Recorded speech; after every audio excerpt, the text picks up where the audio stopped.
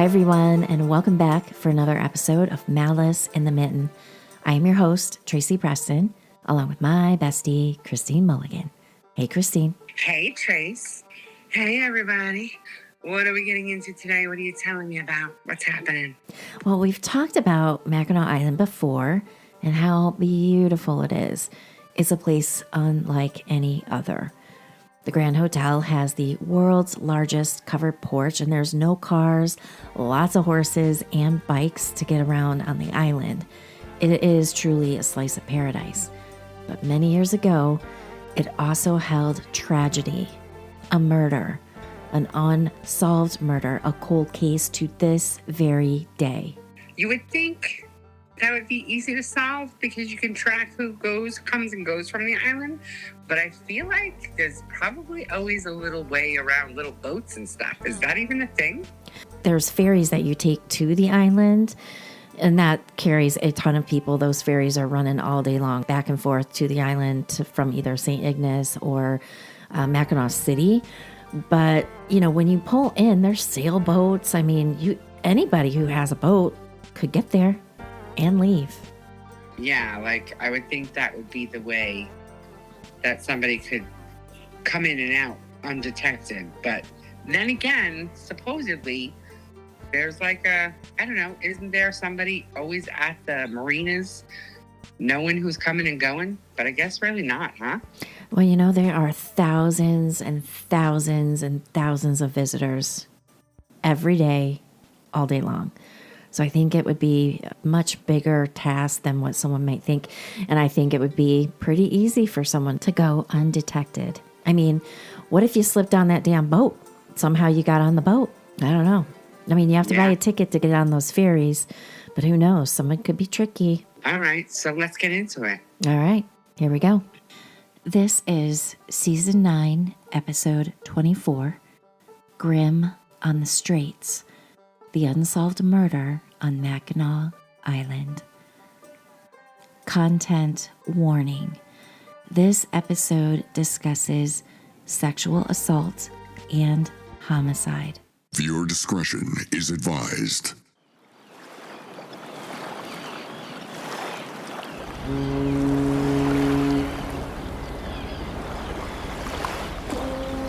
There's an island crowned with summer light, horse hooves on old streets, fudge in glass cases, bicycles whispering along the lakeshore. People come to Mackinac for the idea of peace. But in the high summer of 1960, the water kept a darker secret. A widow on a morning walk, a purse found, and quietly taken home. And beneath a tangle of brush days later, proof that even paradise has a shadow. Today, the island's only known homicide, still unsolved. And the strange delay that may have cost police their chance to catch the killer. Her name was Frances Lacey, a 49-year-old widow from Dearborn. By 1960, Frances had lived a careful life. Widowed young, she kept a tidy home, raised her daughter Kay, and stayed active in her church. That July, she visited Mackinac Island with her daughter and son-in-law, staying at the Murray Hotel, one of the island's oldest inns, a yellow brick slice of another century. She loved morning walks, especially the quiet loop toward British Landing, where the trees met the water and the crowds thinned. On Sunday, July 24th, around 7 a.m., she left the hotel carrying a small purse. She told her family she'd walk along the lakeshore and meet them later for breakfast. But she never arrived. Later that morning, a couple visiting from Detroit cycled the same path, a bright, breezy road wrapping the island's west shore. They spotted something along the ditch, a small purse, open, its contents scattered. Inside, an ID card for Frances Lacey, Dearborn, Michigan. The couple, thinking it had simply fallen from a bicycle basket, gathered the items and kept riding. They even stopped at the Chippewa Hotel to see if anyone had reported it missing. When no one had, they tucked the purse in their bag and continued on their trip. When they boarded the ferry home that evening, the purse was still with them. They didn't hand it in. They didn't call police. They did not realize what they were holding. 4 days later, back home in Detroit, the wife unfolded a newspaper and saw the story. Dearborn widow missing on Mackinac Island. Her heart dropped. She recognized the name on the license. She called the Detroit police that afternoon, describing where they had found it, along the road between the Murray and British Landing. That call would finally lead searchers back to the place they should have been looking from the very beginning. On Thursday night, July 28th, 4 full days after Frances vanished, troopers returned to the west shore armed with the new lead. It was dusk when they found her. Hidden under low brush, just yards from the road, lay Frances Lacey. Her clothing was disturbed, her undergarments tied tightly around her neck. She had been sexually assaulted and strangled. Her shoes were missing. Her purse, of course, was already hundreds of miles away. That single misstep, taking evidence home, meant the crime scene remained undisturbed for 4 days. Every footprint washed by wind and rain. Every trace of the killer carried off by the island's endless summer breeze. Mackinac Island is carefree. In 1960, just as it is today, there were still only horses, bicycles, and the sound of wooden wheels on pavement. The locals described the place as a living postcard. News of the murder shattered that illusion overnight. Tourists kept arriving on ferries. Race crews for the Chicago to Mackinac yacht race still filled the harbor. But behind the storefront smiles, fear ran deep. On an island where everyone knew everyone, the idea that a stranger could attack a woman and vanish without a car, without a sound, was unthinkable. Locals whispered about a ferry worker. Others pointed to race participants sleeping on their boats. Some even suspected a summer employee. Yet none of it led anywhere. Michigan State Police and Mackinac County deputies interviewed nearly 200 people. They retraced Frances's walk, re-examined hotel records, checked ferry manifests. By then, though, weather and time had erased almost everything. There were no usable fingerprints, no foreign fibers, and DNA testing didn't yet exist. Officers sealed her clothing and the rope-like undergarments as evidence, but lab work was limited to blood typing and crude microscopy. One trooper later said, quote, "We knew where she was killed, but not who had time to stop on a road like that without being seen." Decades later, retired officer and author Rod Sadler reopened the file.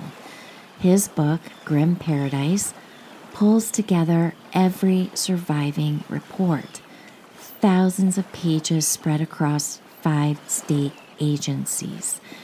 Sadler describes the purse delay as the moment that changed the case forever.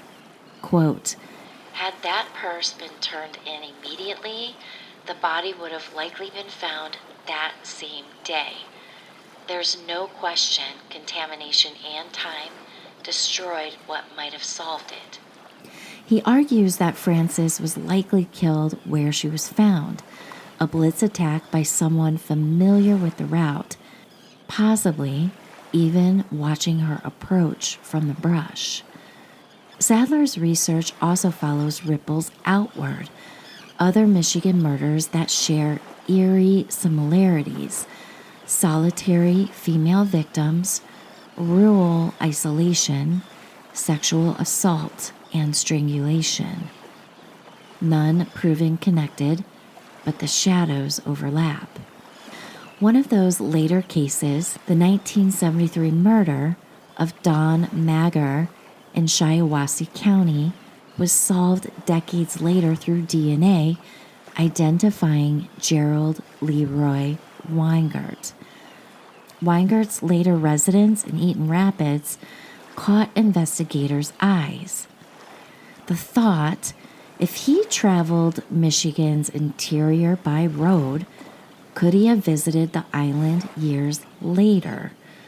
Now, there's no evidence placing him there, but the parallels: victim profile, method, brutality, made cold case detectives pause. Sadler stresses it's only a theory, a responsible one, but still a theory. In the decades since, forensic science has rewritten how we investigate the dead. Touch DNA, genetic genealogy, familial tracing. None of that existed when Frances was found. If any preserved evidence remains, a thread, a hair, a scrap of her purse, it might still hold a microscopic confession. That's what makes Grim Paradise more than just a book. It's an invitation, a reminder that technology can still speak for those silenced before it existed. 4 days. That's the difference between discovery and disappearance. 4 days before police even knew where to look. 4 days while Frances lay beneath the brush. 4 days that people on the island rode bicycles past her resting place. If those 4 days could be taken back, maybe this story would have ended differently. Maybe her name wouldn't be a question mark in Michigan's archives. But it's all we have. A purse carried home by mistake, a summer breeze erasing footprints, and an island that still pretends its streets are safe. The case of Frances Lacey remains open. Her daughter, Kay, grew old still hoping for answers. The Murray Hotel still stands, yellow brick against the wind. Somewhere between those walls and the trees beyond British Landing, truth waits, patient as the Straits themselves. If you have any information related to Frances's case, you are urged to please contact the Michigan State Police Cold Case Unit, tip line 313-215-0675, or contact via www.michigan.gov/MSP. Is this like a hot topic again now? Like people are talking about this now? Yeah, I mean, we're at 65 years later, And there are a lot of people, a lot of Michiganders that have never forgotten about this case. And for some reason, people are talking about it now. I mean, my cousin David, a couple other friends of mine have sent me messages. Either they tag me on Facebook or they're sending me private messages. People want this case solved. And I think it's very bothersome because it is a very treasured place, Mackinac Island, and to have something so horrible happen there and to not be solved. Everybody wants this case solved. And it would be really, really awesome if finally someone could be held responsible and justice to be served for this woman. But for 60 years later, what's the likelihood that the culprit is even still alive? I know, right? Old as shit. I mean, if you were in your 20s and committed this murder back then, if you're still alive, right? Yeah, you're 80-something now. Yeah. I mean, unfortunately, yes, we live a lot longer than we used to, but to get to 80 is, I'm feeling, I don't know the exact statistics. Maybe we should look that up. But to get to 80, it's maybe 2 out of every 5 people get to 80. Yeah. Made up statistic just on my feeling of it. I'm just saying it's not that easy to get to 80. Yeah, and if you are 80, like, how sharp are you still in your mind? Yeah. I'm surprised nobody has ever kicked up the rumor mill just by feeling like it's that long ago. Agreed. Like, any didn't know anything, why wouldn't they have said anything by now to anyone? But then again, maybe because it is getting traction again and people are talking about it, because Mackinac Island is beloved and kind of mysterious. Listening to your story and everything, I was kind of surprised that this was the only major mystery full of malice. You know what I mean? Like, because I've never been there. I know you keep trying to get me up there. We just have never connected in the summer months for when it's high time over there. I've never been to Mackinac Island. I do want to go so bad. I've heard so many wonderful things about it. It's just the whole vibe of being there with the horses and all that, and no cars and everybody on bikes. All of the stories that I've ever heard. I'm kind of surprised this isn't the only malicious thing that's happened there. Yeah, I am too, because like I mentioned, thousands and thousands and thousands. I would love to know the statistic of how many visitors actually hit the island every season. I'm actually kind of surprised there hasn't been more malice that has happened there, just because you have people from all over the world that go there. And it is quite beautiful. We're going to have to make that happen. We got to go. Hopefully, by the time I get there, maybe there'll be something more known about this. Yeah, one can only hope. Let's go DNA. I mean, if you committed a sexual assault and a strangulation, I can't imagine that's the last one or the first one that you did. Unfortunately. Yeah. Statistic that is very true. Yeah. So hopefully, who knows whether this, the perpetrator is still alive and they get him, and who cares? I don't care if you're 84. Off to jail you go, you son of a bitch. Or maybe the perpetrator's already in jail, though, because like you said, they usually don't just do that kind of thing one time. Right. So maybe Michigan state troopers got him elsewhere. Oh, one can only hope.